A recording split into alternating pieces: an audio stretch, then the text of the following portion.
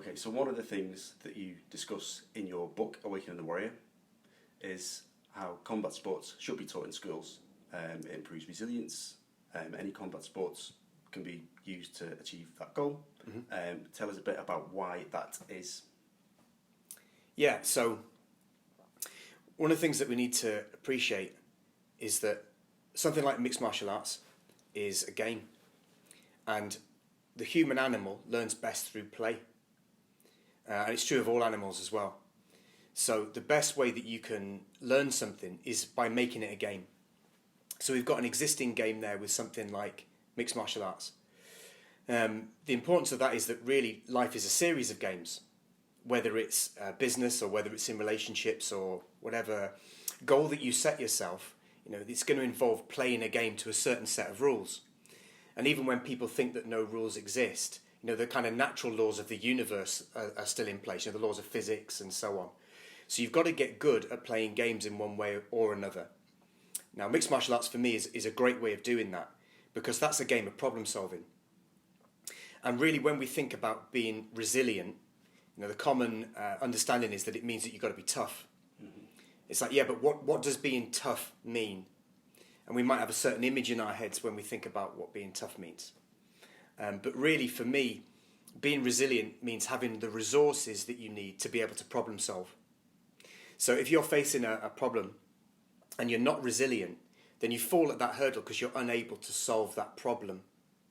And then we look at people and say, oh, well, they're pretty tough, but they're tough because they always seem to be able to solve the problem, whatever that problem is. Okay. So for me, that's what resilience really is. It's having an ability to problem solve under pressure and all these sorts of things. With mixed martial arts, we can give people a little microcosm of that problem, a challenge, if you like, where they're playing a game, so they get good at playing games and abiding by rules and understanding what rules are, and they get good at problem solving, but they do it in a physical way. And the reason that that's so important is because our body is the most direct way we have of experiencing the world. So that means that when you are doing something physical and you're problem solving through the physical body, you've got like an instant feedback about what works and what doesn't work. Right. It's not like you need to go away and think about it and have a lot of experience. You use the physical body, that's your body. You get instant feedback about what works and what doesn't work. And by doing that, you're laying down a foundation to be able to understand the principles of everything, not all at once, little by little. But that's a fabulous beginning to have. What kind of resistance do you think you are likely to get from people, particularly parents perhaps, that want to listen to this and thinking about the kids? What kind of resistance and challenges are you going to come up against, do you think, or have you come up against? Yeah, I mean, the honest answer to that is in the UK, a great deal. But we know that because the education system has gone a slightly different way. Right. We've got a real kind of academic snobbery in this country. And that's not meaning that I don't appreciate the academic world. I do. But I think often the best time for the real heavy academic work is actually when you're older rather than when you're younger. Okay. When you've already got a basis in practical things, not in theory. Because we always want to put the theory first, rather than the practical experience first, and then build on that. Then you can go into it in greater theoretical depth. It's very interesting to me, having talked with some of the guys in the States recently. They have a high school wrestling program, which is kind of a mirror of what they used to have in ancient Greece when they would teach people wrestling and music. That was like the mainstays of their education. We don't really have an equivalent of that in this country. And it's to our detriment, I think. Mm-hmm. And because we haven't got it, there is a resistance to bringing things in like that. Rough and tumble play and getting to know your body and getting to know your boundaries are so incredibly important as you're learning to develop, that we need something like that everybody can do, that everybody can get involved with, regardless of your background or whatever else. So for me, that's a very positive thing. When people have questioned me about it and maybe sort of interrogated me about it, they've said, well, do we really want to be doing something where the whole point is to try and knock someone out? And it's like, well, that's a fair point. But they're conflating the professional level, the UFC, Bellator, all those things, with how people generally train mixed martial arts up and down the country.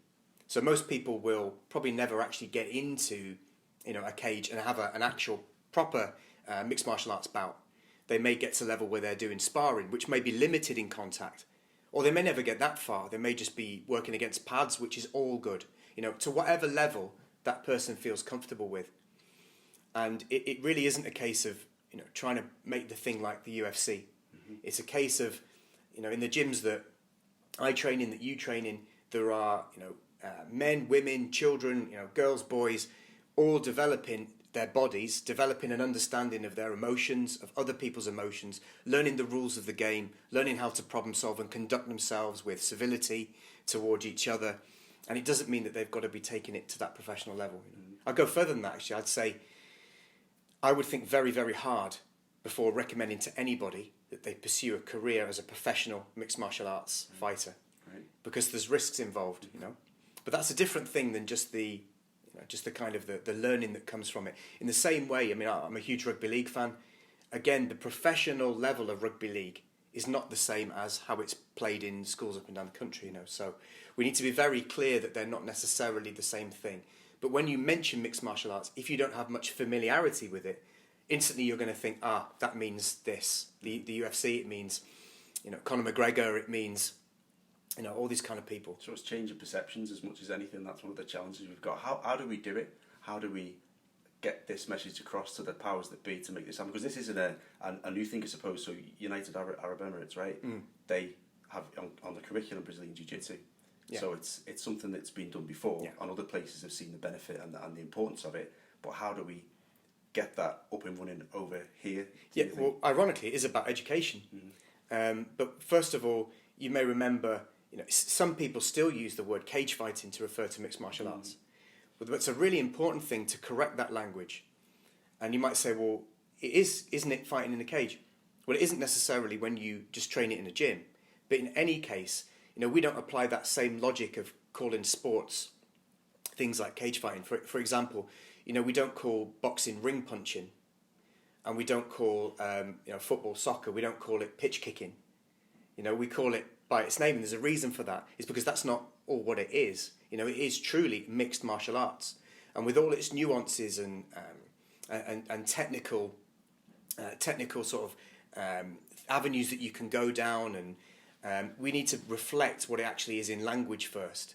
It may be a sport which uses an element of violence, of course it does, as do many others. Like, for example, I mentioned rugby league. There's probably far more concussions and head injuries in professional rugby league than there is in the UFC, perhaps, just because of the amount of people who are doing it. So we need to, first of all, understand that you can train it to a level of intensity. It might be very low level, or it could be a high level, depending on the ability. And you can test and adjust that to suit that person, which is another beautiful thing about it. If we want to be challenging people, you need to put them under some pressure, but not too much pressure that they crack and they never want to go back. You can make it incremental along a person's ability. Start them off maybe just with some grappling, with light contact. And if they're able to go high and they want to, then you're able to do that very easily. And if they don't, there's no problem. You stay at that level. And you can still get huge value out of it just from that. And there's an argument to suggest that training young people in schools would have the opposite effect to what a lot of people think it'd have, in that it's going to cause more guys to be violent and go around kicking off. Right. Dagestan, for example, I read an article recently where Khabib's from. Yeah. That they teach it to kids there, and it means that they've got, they feel less need to prove themselves to people because they're comfortable in their own skin. Yeah. Do you reckon that's something that people over here would take on board, or would they be like, no? I think they would if it's explained clearly. Yeah. And I think we've got a responsibility to try and explain it clearly and what the benefit is. So there's no point, and I'm going to use the example of young men just because in Dagestan, for example, we're talking about young men. It applies to young women as well. But I think that the obvious need for it is clearer sometimes with what people generally understand young men to be, but it's not exclusive to them. And that's that, particularly as a young man, and having been a young man once, we understand that there is a desire to want to prove yourself, to make a name for yourself. And in some ways that's very healthy, because that's going to drive your achievement, and it's going to drive you to innovate, to work hard, and get on in life. But it needs to be channeled in the correct way. And you want to be giving young men in particular challenging things where they can find out about themselves. Right. Challenging things where they can start to grow in a dominance hierarchy, which is how we all live. We live in a dominance hierarchy. If young men in particular don't feel that they've got a place in that dominance hierarchy, they will go looking for it in some other place. Now, that may be in a good place, and it may not be in a good place. And if it's not in a good place, then actually that affects everybody in society. So, for example, you want to join a gang. Now, I would argue pretty clearly that that's a negative thing to do, to get involved in criminality and that kind of nonsense. Yeah. But for people who don't seem to have anything else, that is a way that they can grow in a dominance hierarchy. Same with joining terrorist groups, which is the Dagestan example, isn't it? But also for this country as well. Mm-hmm.